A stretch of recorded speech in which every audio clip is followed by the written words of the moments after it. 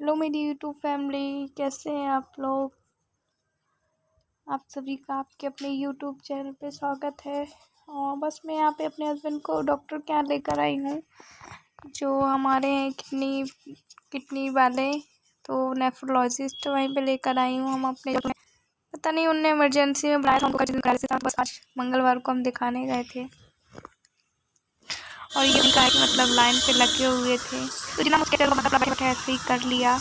इसके बाजू वाला जो क्लिनिक है उधर पे हमें जाना है, और ये हम लोग बैठे हुए थे, तो मैंने सोचा कि थोड़ा सा कैप्चर कर लेती हूँ। और समझ में ही नहीं आ रहा जो स्थिति डॉक्टर ने बताई है, क्योंकि है जो वो कम नहीं हो रहा है, और कम नहीं हो रहा है सिर्फ किडनी की वजह से नहीं हो रहा है, क्योंकि बीमारी अंदर से है। और बाबू को मास्क नहीं लगा के ले गए थे, क्योंकि बार बार बाबू मास्क उतार रहा था, और उसने तो रास्ते में ही मास्क फेंक दिया था। बस ये अंदर परेशान कर रहा था, तो मैं बाहर इसको घुमाने लेकर आ गई थी, और वो अंदर डॉक्टर से बात कर रहे थे। फिर थोड़ी देर बाद में गई थी, फिर मैंने खुद से बात की थी डॉक्टर से अपने तरीके से। और फिर यहाँ पे हम रिटर्न होने के लिए हो रहे हैं, मतलब रिटर्न जा रहे हैं हम घर। और क्या बोला है डॉक्टर ने वो मैं आगे आपको पूरी बात बताऊंगी। और बस मैंने सोचा कि थोड़ा सा मैं शूट कर लूँ। और यहाँ पे ये बीपी की गोली निकालेंगे, और ये फाइल वगैरह रख रहे हैं। बीपी की गोली उनको अब 3 टाइम बोल दिया है, हालांकि पहले भी बोला था, पर अब रेगुलर 3 टाइम बोला है। तो चलिए मैं अब घर जाकर आप लोगों से बात करूँगी, क्या कहा डॉक्टर ने, क्यों ऐसा कहा। हेलो मेरी यूट्यूब फैमिली, कैसे हैं आप लोग। और बस अभी हम फ्री हुए हैं, और आज खाना खाने का भी ध्यान नहीं था। और अब मेरी आँख जल रही है बहुत ज़्यादा, क्योंकि आज सुबह से तो वैसे ही परेशान थे। हम 12-1 बजे निकल गए थे जो हमारे डॉक्टर सर हैं उनके पास बाप को दिखवाने।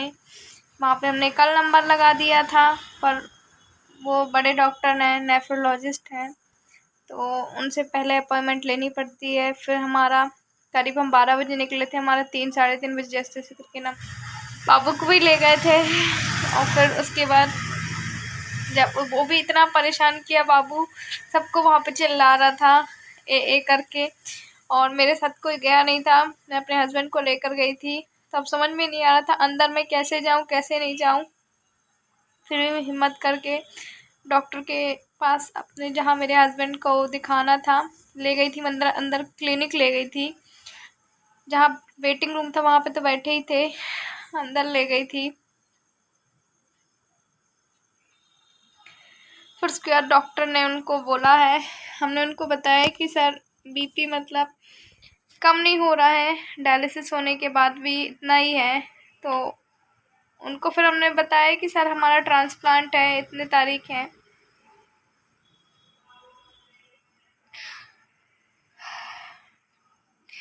तो पता है उन्होंने ये बोला कि आप 24 तारीख भी क्यों देर कर रहे हो, क्यों आपको क्या किसी इंसान की कीमत नहीं है। आपको जब पता है उसकी स्थिति इतनी क्रिटिकल है, उसके बाद भी आप 24 तारीख का इंतज़ार कर रहे हो, क्योंकि वो डॉक्टर ने पहले ही हमको बता दिया था कि ये 4th स्टेज है। अब जितना जल्दी हो उतनी जल्दी, क्योंकि देखिए किसी किसी का लंबा डायलिसिस भी चलता है, मान के चलिए 5-6 साल 10 साल।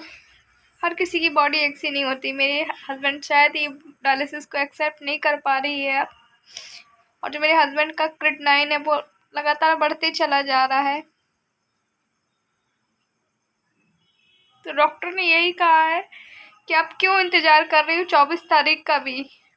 इतनी कंडीशन इमरजेंसी है कि इनको आज ही एडमिट करना पड़ेगा, और आज ही के ट्रांसप्लांट के लिए बोलना पड़ेगा, ट्रांसप्लांट कराना पड़ेगा, क्योंकि जो बीपी है वो कम ही नहीं हो रहा है, होता है। बोला है दिन में 3 बार आप गोली खाइए, 4 से 5 बार चेक करिए, जिस दिन डायलिसिस होता है उस दिन छोड़ के बाकी दिन चेक करिए। क्या समझ में ही नहीं आता मुझे।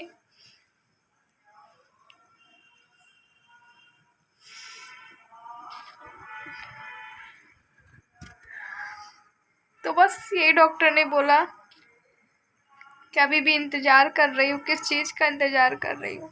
मैंने उनसे अपनी फाइनेंशियली स्थिति बताई, तो आपको पता है डॉक्टर कभी किसी की नहीं सुनते। क्या बोलूँ मैं, अब समझ में ही नहीं आता। ऐसा लग रहा है हिम्मत हार रही है, टूट रही है। अब सर को क्या बताऊँ कि जब होगा तब तो ट्रांसप्लांट कराऊंगी। कोई दाल चावल थोड़ी है जो किसी ने बोला और मैंने करा लिया। मैं क्यों रुकी हुई हूँ पता नहीं, शायद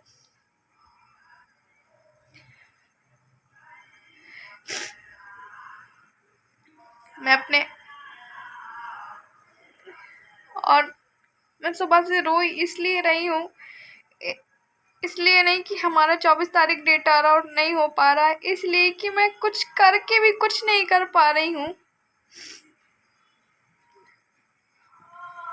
तो आज तो मतलब रो रो के पूरी आंखें जल रही हैं। और बाबू भी सुबह से नहीं सोया था, तो वो भी आज जल्दी सो गया आज, और हम बहुत जल्दी फ्री हो गए।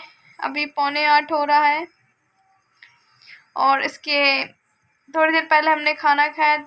समझ लीजिए दिन भर से मैंने अभी खाना खाया है, कि रात में भी इतना टेंशन था।